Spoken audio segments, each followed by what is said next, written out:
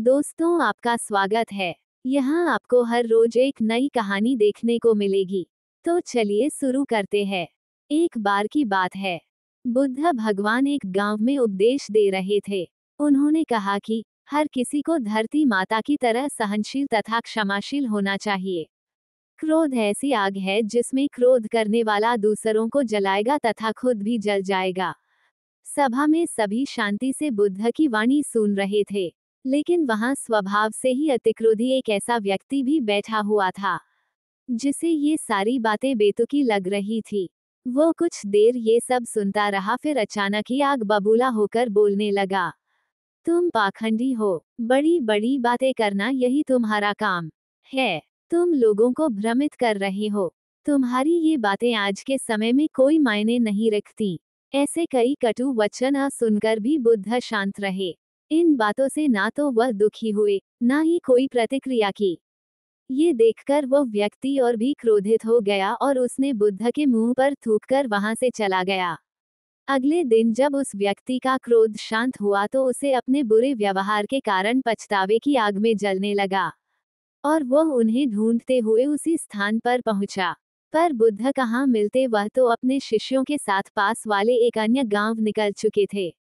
व्यक्ति ने बुद्ध के बारे में लोगों से पूछा और ढूंढते ढूंढते जहां बुद्ध प्रवचन दे रहे थे वहां पहुंच गया। उन्हें देखते ही वह उनके चरणों में गिर पड़ा और बोला, मुझे क्षमा कीजिए प्रभु। बुद्ध ने पूछा, कौन हो भाई? तुम्हें क्या हुआ है? क्यों क्षमा मांग रहे हो? उसने कहा, क्या आप भूल गए? मैं वही हूँ जिसने कल आपके साथ बहुत बुरा व्यवहार किया था। मैं शर्मिंदा हूँ। मैं मेरे दुष्ट आचरण की क्षमायाचना करने आया हूँ। भगवान बुद्ध ने प्रेमपूर्वक कहा, बीता हुआ कल तो मैं वही छोड़कर आ गया और तुम अभी भी वही अटके हुए हो। तुम्हें अपनी गलती का आभास हो गया, तुमने पश्चाताप कर लिया, तुम निर्मल हो चुके हो। अब तुम आज में प्रवेश करो। बुरी बातें तथा बुरी घटनाएं याद करते रहने से वर्तमान और भविष्य दोनों बिगड़ते जाते हैं।